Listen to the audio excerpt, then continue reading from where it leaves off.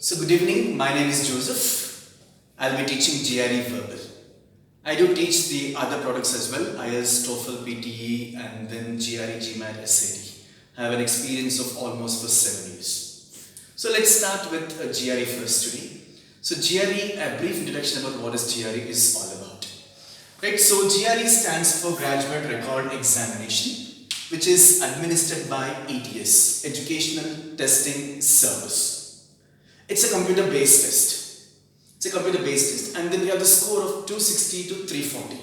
And the good score that you need to get is 300 above to get into a good university. And let's see what are the different types of questions in GRE we have.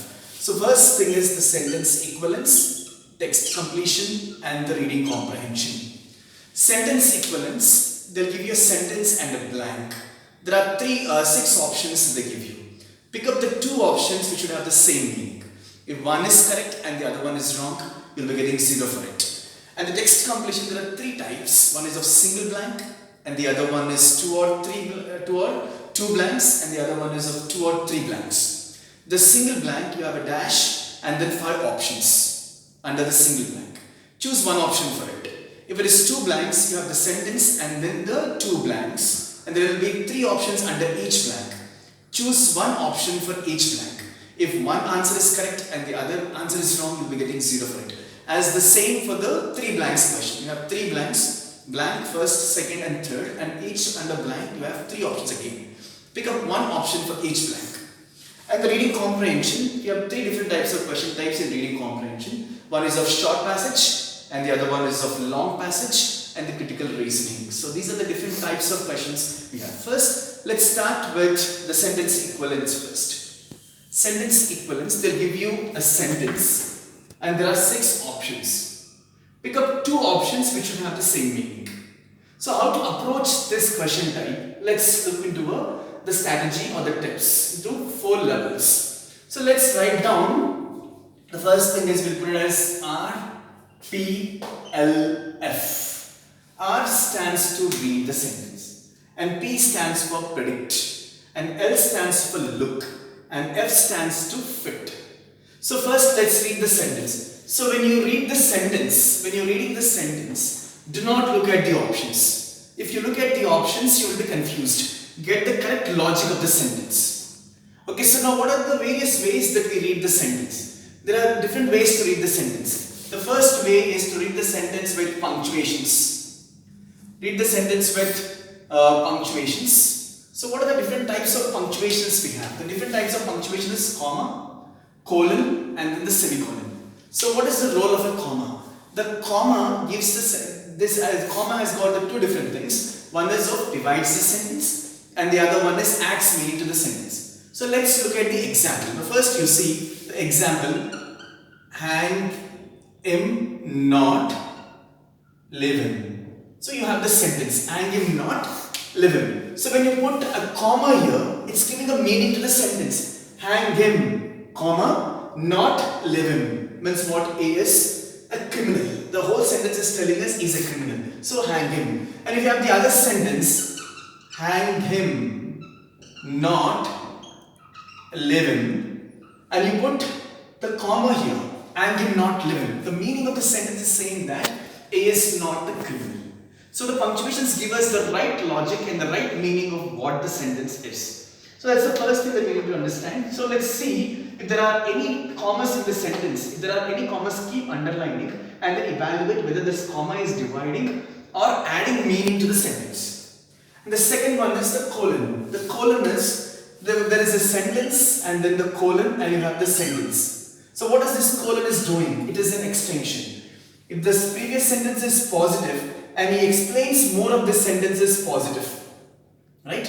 Raj goes to school, and then you have colon. Raj goes to school, and then you have a colon. So explaining why Raj is going to school, what is the purpose of? He is going to school to get the knowledge and think critically and understand the whole scenario of own self, right? That is what the colon is doing.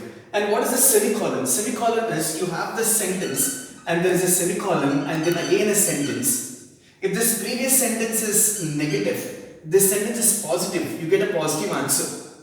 Right? If this sentence is positive and if this is negative, then you get a negative answer. Right? If this sentence is negative and negative, you get a negative answer. Okay, so let's look at an example.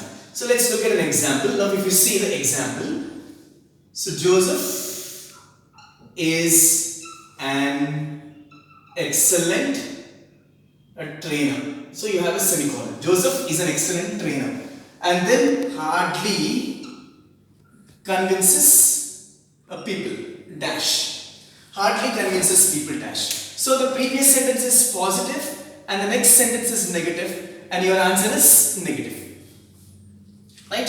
Joseph is excellent verbal trainer. Hardly convinces people. That means he does not convince people. That means there is some problem with his excellency. And your answer turns out to be not excellency. So understanding the meaning of the sentence in the context of the punctuations is the first approach. And the second approach is thought extenders. So what are thought extenders? So, since, hence, therefore, all these are thought extenders. Okay? And then the next thing is thought contrasters. But, even though, although, in spite of, on the other hand. So we need to understand what is the thought extender is. Right? So now let's see. So that is what the reading. Read the sentence with punctuations. Read the sentence by understanding thought extenders and thought contrasters. And read the sentence by understanding the naming words, action words and describing words. What is the sentence is all about? Okay, what is the sentence is all about is talking about. What is about whom the sentence is talking, what action the person is performing and how this action is being performed. So depending on that we get the logic. So if you don't find the punctuations and if you don't understand the thought extenders and thought contrasters and if you don't know the naming words and action words, the next is the tone indicator. So understand what is the tone. Is the tone is positive or is the tone is negative? So right, this is one thing. And the next thing is predict. So predict a word. So predicting means it is called a dragging word. We call it as a dragging word. Right? Predicting means it's called as a dragging word. Now for example, if you see the sentence, you just see the sentence here. A misconception frequently held by novice writers is that sentence structures mirrors thought. So we have the punctuation is a colon. So what is the punctuation of the colon? The previous sentence is positive, the extension is positive and your answer is positive. If the previous sentence is negative and the extension is negative, then is your negative answer. So this misconception is a negative word and the extension definitely should be the negative word. So whereas the more the convey to the structure, the more dies the ideas. That means I know there will be a negative answer here. So I know there will be a negative answer here. So now what is that? So we have to predict a word. So we predict a word by dragging the word from the question itself. So what is the overall question is talking about? What is the overall question is talking about? The overall question is talking about the misconception.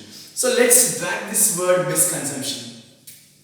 Okay, so let's drag this word misconception. The whole question is talking about the misconception. So pick up a word which is related to the misconception. Right? So that is what first what did I do? I read. Second what did I do? I predicted. I dragged the word from the question and then placed it. And the next one is look for the options. When you look at the options, try to pair the options first. Then you fix the right pair. Okay, complicated, engaged, essential. So complicated and inconsequential is one pair. Engaged, we don't have any pair. Essentials, fanciful, involved, we don't have any pair. So these two are the pairs. So these two words are matching towards what the word has been predicted. So once you read, once you predict, once you look, then fit the right answer. The answers are complicated and then inconsequential. Okay, so there are different ways of approaches towards this sentence equivalence, but basic thing that I have explained to you. So for this, thanks, and then we'll meet in the next class and understand what exactly the more deeper and elaborative way of understanding with many more questions to solve in these 4 approaches. Thank you. See you.